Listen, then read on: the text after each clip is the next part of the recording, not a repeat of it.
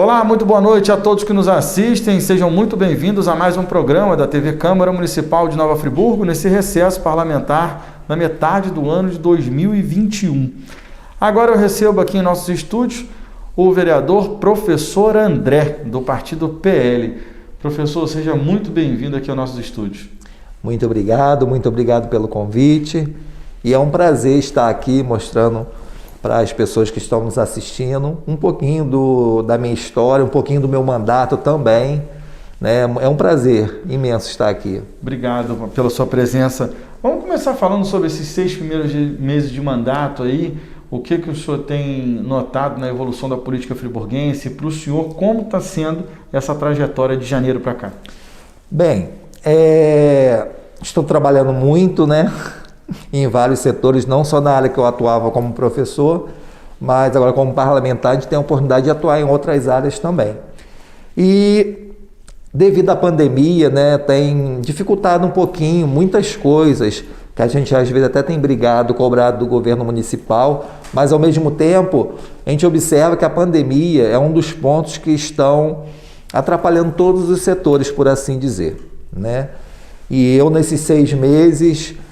eu comecei logo no início do ano buscando ao governo municipal o porquê do fechamento do espaço de convivência, onde na época a secretária que estava na pasta disse que era questão de economia. Discordei plenamente, onde que economia é essa, né? Se esse dinheiro que era mantido no espaço de convivência, que praticava o acolhimento aos idosos, é verba federal, não é verba municipal. Então estaria... Eu sei que a pandemia está aí, a gente não pode nem voltar com os trabalhos com os idosos nesse momento, mas a gente não pode também esperar voltar ao normal para poder cuidar do espaço para recebê-los. Aonde eu tenho conversado, até hoje, o prefeito me prometeu que vai rever essa situação. Eu falei que foi um erro da secretária, não tem problema nenhum. Às vezes as pessoas me perguntam, Denis, você é situação ou oposição? Eu não sou nenhum dos dois. Eu estou do lado do povo. Se for bom para o povo, eu vou aplaudir. Se for ruim, eu vou cobrar. Entendeu? Não tem problema nenhum com isso. A gente nota isso nos seus discursos aqui na Câmara. A gente consegue perceber isso com clareza, porque não existe...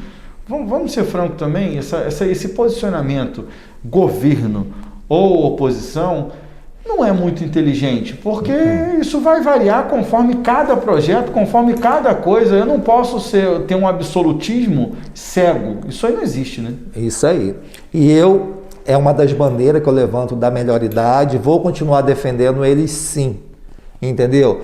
Os idosos precisam ser assistidos no nosso município. Já teve aquele problema que cortaram os direitos de 60 a 64 anos, direito deles da passagem, de andar de forma gratuita, que já foi um erro.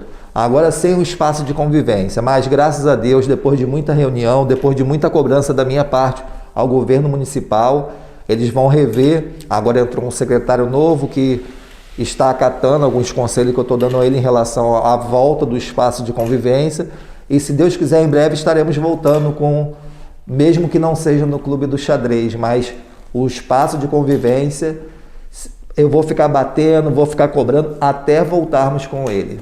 É isso aí, a gente precisa mesmo, não? Era um espaço muito bacana, né, André? Muita coisa bacana aconteceu por lá, né? Eu me lembro bem, desde algumas aulas suas que eu acompanhava, na época era o prefeito Rogério Cabral, Isso.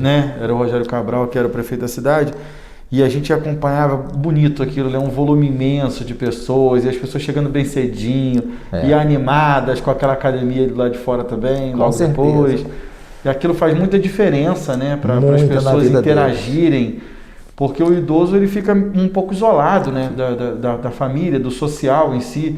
Sim. Então aquilo é um compromisso que faz muito bem para a saúde. E você sempre bateu nessa tecla, né? A tecla da questão da saúde mental. Isso. Em relação a todo esse problema da pandemia, não só a saúde ligada diretamente à patologia clínica de órgãos, e, enfim. Você estava mais falando mesmo da questão do aspecto da depressão, Isso. Do aspecto do isolamento, né? O que acontece? Na pandemia, muitos idosos já são abandonados, às vezes pelos familiares, Às vezes até nem por mal, porque nesse corre-corre os filhos e netos trabalhando e às vezes acaba deixando um pouquinho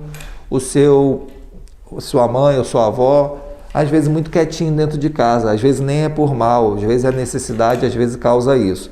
Mas eu sempre falo com as pessoas que tem que dar atenção, nós temos que valorizar nossos pais, nossos avós, enquanto eles estão vivos, que é um privilégio que Deus nos dá. E depois que foi embora não adianta ir lá chorar, não adianta lá sofrer, que isso às vezes acontece, né? O filho às vezes não dá aquela atenção para o seu pai, para sua mãe, depois vem a falecer, aí vai chorar, vai sofrer e vai ficar aquela marca de arrependimento de não ter dado aquela atenção. Eu, graças a Deus, eu tenho meus pais, né? Meu pai está com 80 anos, minha mãe com 75 e eu tenho um prazer imenso de cuidar deles, da mesma forma que eu cuido para os idosos também, né? Eu tenho que começar de casa e graças a Deus eles não podem, eles são felizes por me ter como filho, são outros filhos, mas eu sou aquele filho que é mais grudado, sempre fui, né? E eu lembro desde pequeno, eu sempre gostei de conversar com pessoas mais velhas, acho que foi isso que levou eu gostar tanto de lidar com o idoso. E vou continuar batalhando por eles. Detalhe, assim que a vacina está avançando, né? Daqui a pouco a vigilância sanitária vai liberar as atividades com os idosos. E eu falo para você que foi meu aluno, que é meu aluno e que poderá ser o aluno. Independente do espaço de convivência, se voltar ou não, eu vou estar com vocês com os projetos sociais. Eu trabalho com projeto social há 23 anos, nunca dependi do poder público, claro que o poder público faz a diferença, porque quando a gente tem apoio, a gente alcança um número bem maior. Eu lembro que quando eu entrei no espaço de convivência em 2009, com Heródoto, eu entrei como profissional de educação física e atuava como professor. Mas aí eu não era envolvido assim exatamente com política e quando começou a ter a política na época, começou a vir a época de eleição, aí começa aquelas perseguições, aqueles caprichos políticos que graças a Deus eu não tenho e nunca vou ter, né? Vaidade política. E foi muito perseguido por não querer seguir aquela linha, né? Mas eu estava ali como profissional. Como profissional, queria cuidar da saúde dos idosos. Mas aí, por acaso, Rogério Cabral ganhou, não era do partido dele, não era do grupo político dele, mas ele me respeitou. Ele me respeitou, me deu até um cargo a mais, porque eu era só professor na época do Heródoto, e me tornei coordenador do espaço de convivência, aonde tanto ele como a secretária na época me deu carta branca para agir. Aconteceu o que você conhece, aquela maravilha. Modesta à parte, foi um período que o espaço de convivência funcionou a todo vapor, porque eu buscava parcerias, né? A prefeitura sempre teve um problema de às vezes não ter verba, mas eu não ficava esperando não. Eu pegava, conversava com um amigo empresário, outro amigo, e eles sempre me doavam. Eu nunca gostei de aceitar doações em dinheiro, eu sempre aceitava doação do que estava precisando no momento. Por exemplo, era um pão para o cachorro quente, era uma salsicha que às vezes eu conseguia com meu amigo lá, que era mandar um amigo, Alain, lá do açougue Nossa Senhora das Graças, me ajudou muito doando salsicha para a gente fazer cachorro quente para os idosos. Queria mandar um abraço para a Andréia, da Pele Nuda, né? Andréia Luísa, minha amigona também. Ela ia lá, levava muitas coisas que a gente precisava. Posso agradecer essas pessoas. Pode, né? Fernando, do Show de Bola, me doava refrigerante. Eu ficava muito feliz, porque as pessoas ajudavam e abraçavam esse trabalho, abraçavam. Para você ter uma ideia, eu fazia um baile, um migo todo mês e alguns café da manhã todo mês. E não tinha R$1 da prefeitura. A prefeitura mantinha o aluguel, a luz e a água e a mão de obra, os funcionários. Que na época comigo, se eu não me engano, eram 18 funcionários. Agora, os eventos eram mantidos por esses meus amigos, que eu corria atrás e buscava parceria e acontecia aquelas festas, aqueles café da manhã que eu sinto tanta falta, mas se Deus quiser nós vamos voltar com tudo. Estou ali no pé do prefeito direto para poder voltar com o espaço de convivência. Eu tenho um jeito diferente de cobrar, que a gente tem que cobrar sim, se posicionar, mas eu vejo muito pelo lado educado, diplomata, porque Assim, eu inclusive tive num programa de rádio, posso falar também, claro, né? Claro. Do Pedro Osmar. Aí Pedro Osmar me perguntou, professor, aquele jeito dele, né? Estão perguntando aqui, o pessoal que está assistindo, se você está sendo atendido pelo governo municipal. Aí eu falei assim, na medida do possível, sim. Posso te falar que das coisas que eu peço para a população, que eu não peço nada para mim, graças a Deus, eu fico muito bem tranquilo em relação a isso. Eu gosto de pedir pelo coletivo, né? E na medida do possível, nas cobranças, no que eu peço, de 50% a 60%. Aí pensei que ele ia parar naquilo ali. Mas, professor, estão insistindo na pergunta. Estão falando que tem vereador que não é atendido. E por que você está sendo atendido? Aí, como eu não... Assim... Eu só respondi o seguinte, o que eu vejo, de repente é a forma educada que eu peço. Porque eu me posiciono firme, mas sem fazer muito estartaréu. Porque, graças a Deus, foram raras vezes que eu procurei o prefeito para insistir. Normalmente, quando eu vou no secretário, eu sou atendido. Quando eu não sou atendido, eu faço um caminho diferente. Eu vejo, às vezes, já vi, né? Não vou citar nomes por respeito, porque eu respeito o mandato de cada um. Eu acho que cada um tem o seu direito de fazer o seu mandato como quer e eu tenho que respeitar. Mesmo que eu não concorde, eu tenho que respeitar. E quero ser respeitado também do meu posicionamento. Normalmente, quando eu vejo um problema do governo municipal, eu cobro primeiro o secretário. Se não tiver retorno, eu cobro o prefeito. Se eu não tiver retorno, aí eu vou para a tribuna. Entendeu? Mas a tribuna deixa em terceiro lugar. E tem dado certo. Normalmente eu vou no secretário e resolvo. E eu não chego lá todo marrento, a não ser que eu veja um erro, assim, uma coisa muito séria, para eu ser mais ríspido. Mas se não for, para que eu vou atacar? Eu vou conversar. Se não der certa conversa, aí sim, aí eu vou me posicionar contra, firme e forte. E é assim que eu tenho conseguido ser ouvido pelo governo municipal em prol da população. Queria entrar também na questão da vacina. Eu até recebi eu encaro como um apelido carinhoso. Eu vi vereadores me chamando de vereador Zé Gotinha. Aí eu pensei, vou levar isso para o lado positivo. Porque a vacina é o que nós estamos precisando. E vou continuar cobrando sim.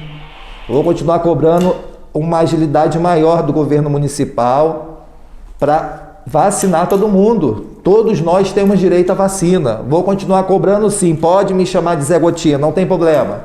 Eu fico até feliz quando me chamem assim.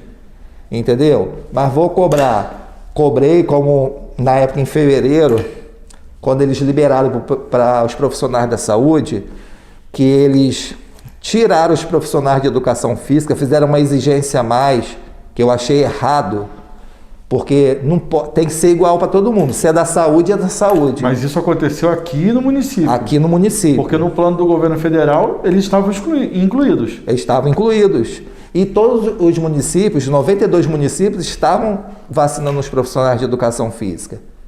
Só Friburgo que não. Aí eu fui, conversei, não adiantou. Vim para a tribuna, não adiantou. Depois eu fui de novo, aí eu levei um advogado comigo para o prefeito, com as leis, tudo direito, que eles estavam descumprindo. Graças a Deus o prefeito viu, reconheceu o erro, que ele não estava sabendo, para mim ele estava sendo enganado, tinha um governo paralelo. E graças a Deus ele viu tudo certinho e resolveu acatar. E lembrando, o profissional de educação física, ele não está furando fila não. Pelo contrário, a gente era para ter sido vacinado lá em fevereiro. E agora que eles foram vacinados, tem menos de um mês, não é isso? Tem menos de um mês que eles foram vacinados. Outra coisa, aí tem gente que fala assim, mas profissional de educação física, dá aula em escola, tem que esperar. Eu falei, olha só, todo mundo que está passando por esse processo de Covid está ficando muito debilitado. Questão coração, pulmão, a parte locomotora, parte psicológica. E os médicos, quando liberam da alta por pós-Covid, assim, para as pessoas que tiveram Covid, está mandando para procurar um profissional de educação física para fazer o trabalho de recuperação. Então a gente atua na recuperação cardíaca, na recuperação pulmonar, na reabilitação locomotora, porque teve atletas que tiveram Covid e hoje não são a mesma coisa, tem que fazer um trabalho de recuperação. Só que acontece, quando a pessoa tem a Covid pela primeira vez, ela pode ter a segunda. A vacina não deixa ninguém de fora. A vacina faz com que a pessoa, se pegar Covid, normalmente seja mais leve, por assim dizer. Mas isso não quer dizer que a pessoa não vai ter Covid. Né? Não está imune. Sim. Isso aí. Obrigado, Denis. E estavam jogando para nossa mão, para ter esse trabalho todo. E por que não vacinaram eles? Eles exigiam no CNES. Mas o que o senhor reclamou lá atrás é o reflexo hoje. Isso porque aí. se Nova Friburgo está atrasado da vacina, isso aí. Atrasado é atrasado. Isso aí. Atrasado não colocou em dia o que estava lá. Quantos profissionais Sim. existem de educação física em Nova Friburgo? Sim. São mais ou menos uns 800 profissionais. Então, se nós tivéssemos 800 pessoas vacinadas a mais, fora outros públicos que também se atrasaram, Sim. né, Sim. nesse retardo, não estaríamos para trás. Isso é uma questão lógica, né? Com certeza. O que acontece? A gente sabe que depende de chegar a vacina para poder vacinar as pessoas, né? Há pouco tempo agora, essa semana, eu vi uma entrevista do prefeito, uma nota que ele lançou, reconhecendo que realmente estava atrasado. E ele falou que ia trocar aquela equipe da imunização, porque ele viu falhas lá dentro também. Mas lembrando que ele mencionou esse reconhecimento de atraso semanas após ele ir para a mesma rede social afirmar que não havia atraso. E recentemente ele reconheceu que está atrasado. Sim. E disse que vai trocar toda a equipe de imunização. Sim. Também após terem estragado 500 vacinas no Silvio Henrique Brown por erro de armazenamento, que não são vacinas contra a Covid. O que acontece, Denis? Não se trata de defender o prefeito. Eu vou falar o meu pensamento. Eu vou tirar não só pela vacina. Tem alguns pontos da cidade, alguns pontos de secretaria, coisa e tal, que me parece, a meu ver, que tem coisas que parece que são plantadas de forma proposital para atrasar todo o processo, seja na procuradoria, seja na saúde, seja na educação. A educação está acontecendo muito. E eu acho que o prefeito deveria ter mais pulso e tem que trocar, sim, algumas peças que não estão dando certo. Se seja por incapacidade, se seja por um governo paralelo, não interessa. Ele tem que, nesse ponto, eu acho que ele tem que ser mais firme. Entendeu? Porque, tipo assim... Eu acho que eu entendi o que o senhor está querendo dizer, só que me permita fazer um contraponto. Sim. No organograma que rege o princípio da administração, seja ele público, privado, estou querendo dizer na teoria, quando você faz uma universidade, você faz o curso de administração, a base da pirâmide de administração é que a culpa sempre é e sempre será do administrador. Sim. Porque a partir do momento que você percebe que existe algo de errado ou que você não percebe, se você não percebe, você está sendo ausente. Sim. Porque sua obrigação é perceber. Sim. Se você percebe e não toma nenhum tipo de atitude, no caso da coisa pública, você está prevaricando, porque você deveria tomar de ofício uma atitude. Então, nesse caso, essa coisa de nós estarmos em julho de 2021 com 7 meses, ela fica um pouco dissonante com a realidade prática e a obrigação cabal do cargo a qual a pessoa ocupa. Seja ele prefeito, seja ele secretário, seja ele agente de saúde, seja ele o que for. As delegações, nesse caso, elas não podem ser colocadas de forma oculta, porque senão aponta-se a diversidade do erro, distribui-se a culpa e não se acha o culpado. Sim, o senhor entende? Entendi o que você quer dizer. O que acontece? Eu estou falando nos pontos, igual, por exemplo, a questão da vacina. Eu levei o problema para ele, mas eu apontei, olha só, está acontecendo isso, isso e isso. E ele tomou providência. A minha obrigação é fiscalizar. Sem dúvida alguma, né? Sem dúvida alguma. Mas, por exemplo, se eu mostrei para ele o erro, provei que está errado e ele acatou, Eu não tenho necessidade de vir aqui para a tribuna, a não ser que ele não acatar. Aí eu vou para a tribuna. Entendeu? É nesse ponto que eu estou falando. Não, nesse ponto, se ele tivesse ouvido o senhor lá atrás, isso aí. Antes do senhor comparecer com o advogado, se ele tivesse ouvido o senhor simplesmente quando o senhor fez o seu discurso, quando o senhor suscitou aqui, o que eu lembro bem, o senhor disse isso. O senhor disse, olha, está no Plano Nacional de Imunização os profissionais de saúde como profissional de educação física. Sim. Eu queria entender o porquê que eles foram excluídos e não a Friburgo. Sim. O senhor falou isso por mais de uma vez. Foi. Eu me recordo perfeitamente. Fizemos com o senhor uma entrevista aqui no Salão Nobre ao lado do plenário, né? O senhor até exibiu nas suas redes sociais. Foi. O que é isso? Não existem vereadores que apoiam o governo? Não existem pessoas que vêm para cá assistir? Não existe a transparência através do YouTube? A prefeitura não monitora as sessões plenárias para ouvir o que o vereador está dizendo? Por que o senhor não foi ouvido antes? O senhor precisou fazer além do além para ser ouvido. Porque acontece. Estou querendo traduzir para a população eu quis mostrar a parte técnica, não só a questão da importância. Então eu precisava levar um profissional para me ajudar na parte técnica, a parte de lei. Eu não sou advogado. Eu sou da área da saúde, então por isso que eu até levei mesmo para conversar com o advogado dele, mas graças a Deus foi resolvido.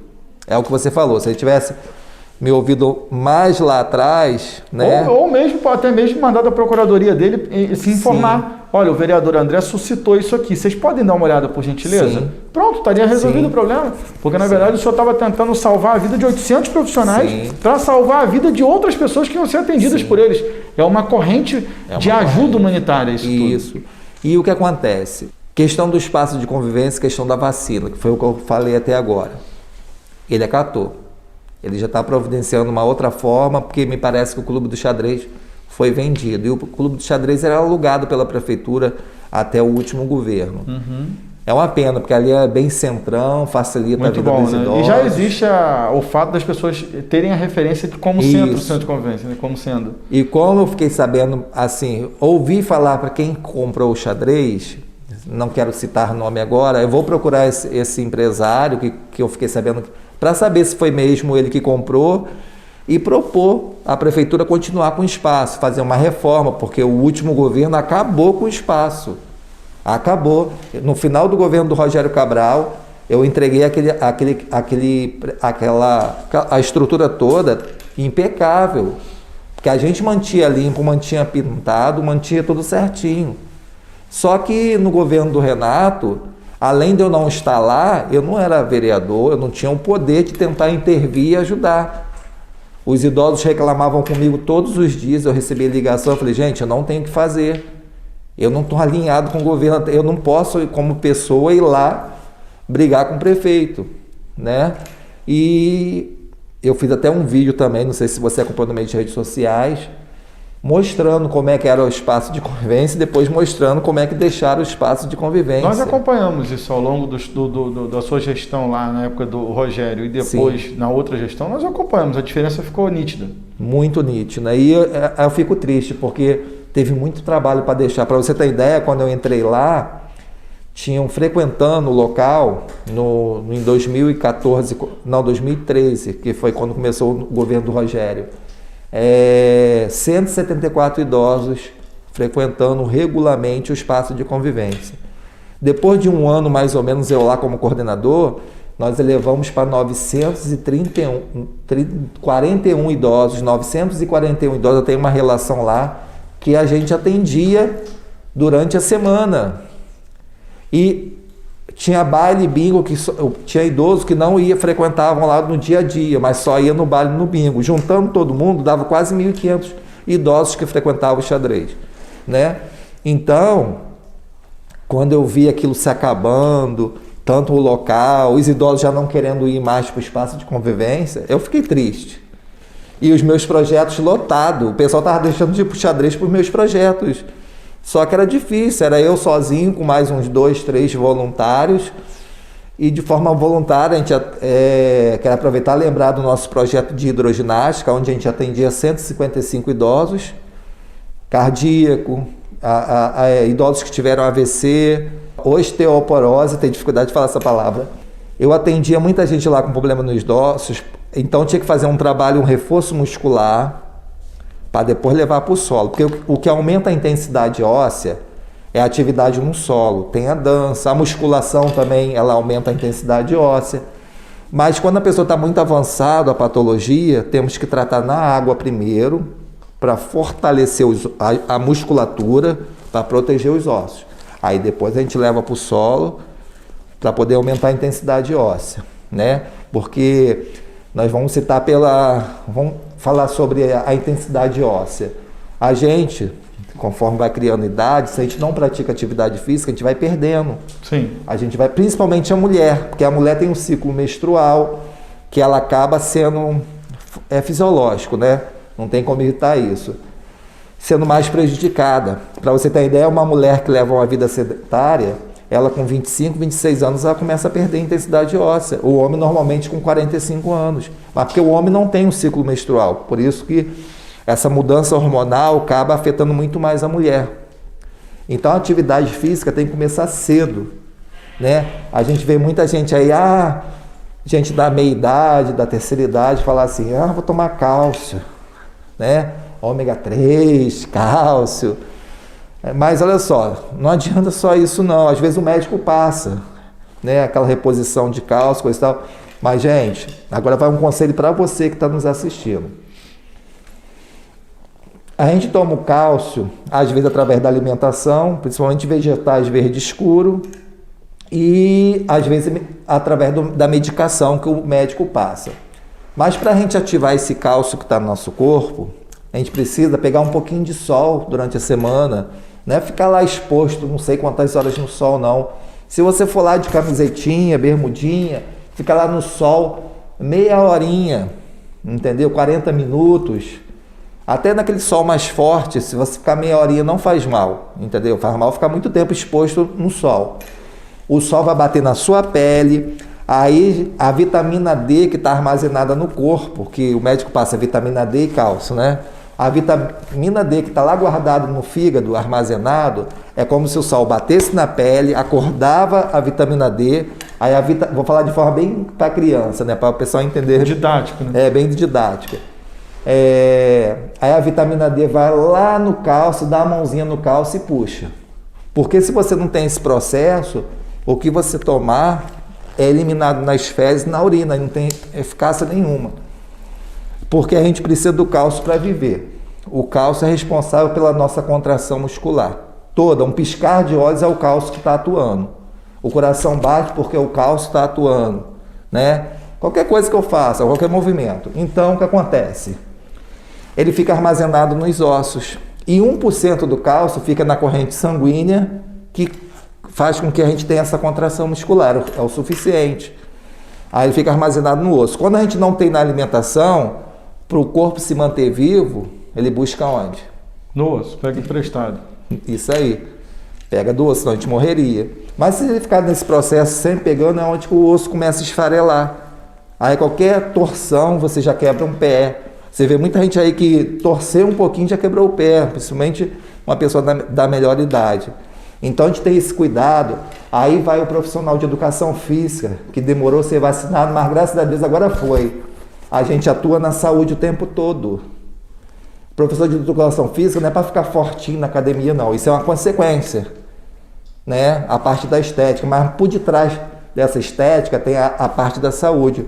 Nós praticamos a promoção da saúde, né? A prevenção, o tratamento e a reabilitação. A gente atua nas 3 sequências, né? Então, por isso a importância também. E somos da área da saúde. Então, eu bato na tecla. Acho que teve uma pessoa que falou assim, mas você fala muito do professor de educação física.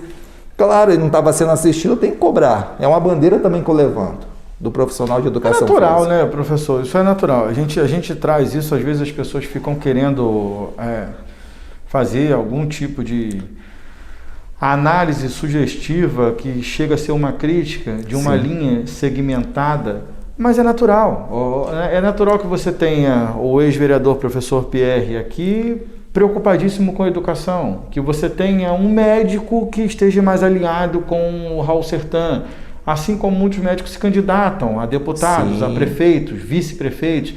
Existe realmente uma linha de atuação que você se sente mais confortável. Sim. E o que o senhor deixa claro sempre na tribuna, e também quando o senhor fala no seu local ali, disposto no plenário, é que o senhor é vereador para toda Nova Friburgo. É normal, mas que as demandas cheguem para que o senhor possa percebê-las. Sim. De uma forma, quanto mais chegar, mais demandas o senhor vai trazer. Existe uma ordem de se colocar aqui as indicações legislativas, os projetos de lei, mas o senhor tem a hora livre, onde o senhor pode suscitar, falar, lembrar, pedir. E o senhor faz uso disso até muito bem. E a gente percebe essa necessidade das pessoas virem até os vereadores para poder levar as demandas até o Executivo Municipal, enfim, usando quase sempre a questão mesmo das sessões plenárias. Sim. E toda a audiência que tem a TV Câmara e também o fácil acesso através do YouTube, onde alguns vídeos são recortados e republicados. Sim. Nas redes sociais, o que ajuda muito. Sim. Ajuda muito a ecoar o grito, o pedido, a solicitação de socorro dessas pessoas que não são ouvidas. Sim. Naturalmente.